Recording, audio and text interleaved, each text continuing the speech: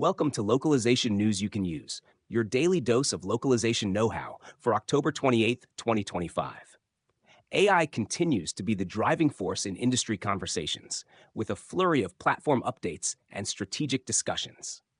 Takeaways from the recent AMTA 2025 conference show a clear focus on the next generation of technology, including multi-agent and multimodal systems, as well as a push for wider enterprise adoption and the critical need for linguist training.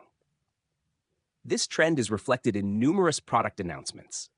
Oracle has integrated new AI translation and summarization features directly into its autonomous database. Meta is deploying AI-powered dubbing for advertisers on its social media platforms. Canada's government has launched its own tool, GC Translate, to boost productivity within its secure infrastructure. And Apple is in the headlines with its live AI translation for new AirPods, though this feature is reportedly blocked for users in the European Union. However, the technology's limitations remain a key topic. An Appen study found that large language models still struggle significantly with idioms and cultural nuance. This echoes concerns from some professionals, like those noted by Louis C., who feel generative AI is being pushed into creative roles despite quality gaps, especially in language pairs that don't involve formal English. On the other hand, research from companies like Cohere on building multilingual LLMs, data from Anthropic on how translators are actually using AI, and an OpenAI report ranking translation as a top 10 ChatGPT use case all show that integration is happening rapidly.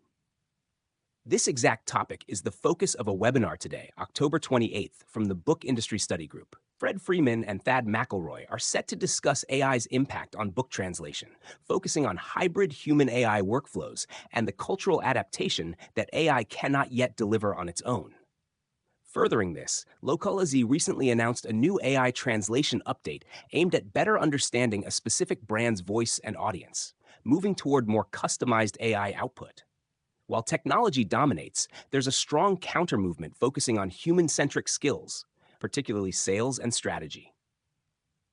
The UK's Association of Translation Companies held its Thrive 2025 Unconference in Manchester, which centered on building a sales-first future.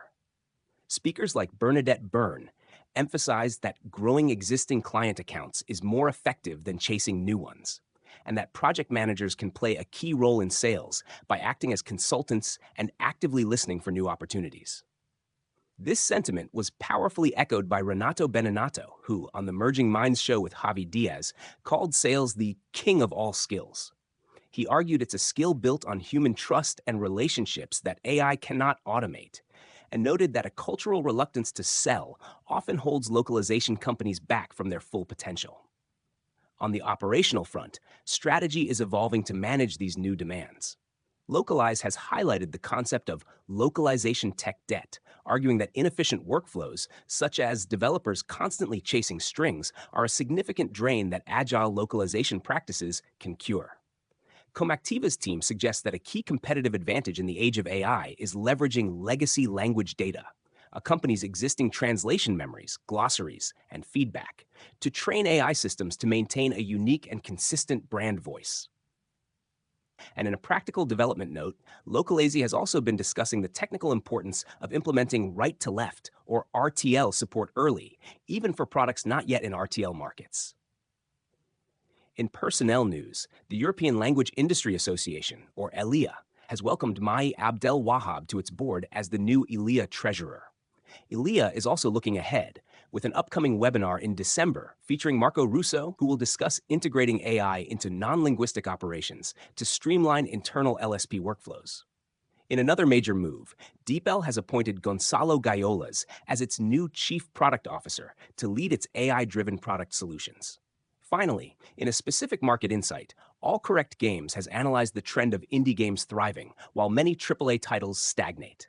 They note that players are seeking the originality and experimentation found in indie hits like Hollow Knight, Silksong, and Mouthwashing, which Allcorrect itself helped localize, as a response to the repetitive formulas and heavy monetization of larger blockbusters.